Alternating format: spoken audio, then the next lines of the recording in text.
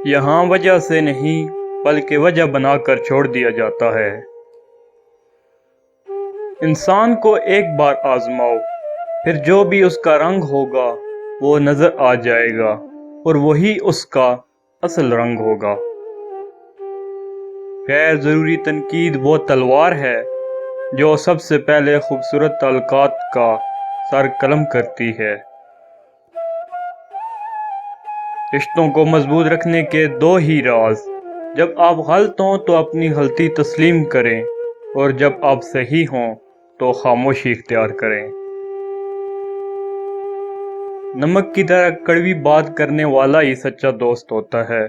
मीठी बात करने वाला हमेशा चापलूस होता है, क्योंकि तारीख गवाह है कि नमक में कभी कीड़ा नहीं लगता और मीठी चीज़ों में हमेशा कीड़ा लग ही जाता है।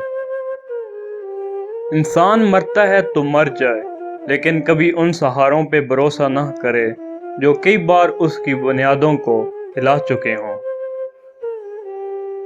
रिश्ते और शीशा दोनों ही इंसानी गफलत से टूटते हैं।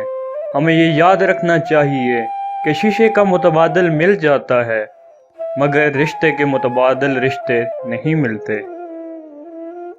खूबसूरती से धोखा ना खाना ए इब्ने आदम, तलवार कितनी खूबसूरत क्यों ना हो, मांगती तो खून ही है।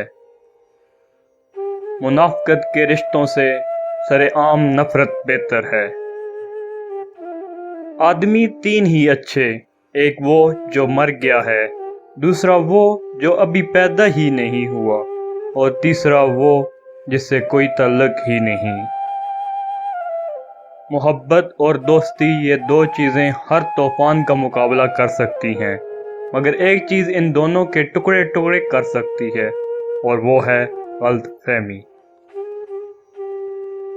रिश्ता मासूम परिंदे की तरह होता है, अगर सख्ती से पकड़ोगे तो मर जाएगा, नरमी से पकड़ोगे तो उड़ जाएगा, लेकिन अगर मोहब्बत से पकड़ोगे तो सारी उम्र साथ निभाएगा।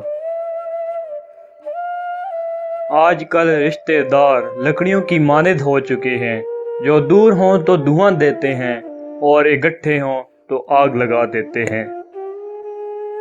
सख्त हाथों से भी छूट जाती हैं उंगलियां, रिश्ते ताकत से नहीं बल्कि मोहब्बत से थामे जाते हैं। माफ़ी मांगने से ये कभी साबित नहीं होता कि हम गलत और वो सही है। माफ़ी का असल मतलब ये है कि हम में रिश्ता निभाने की काबिलियत उनसे ज़्यादा है।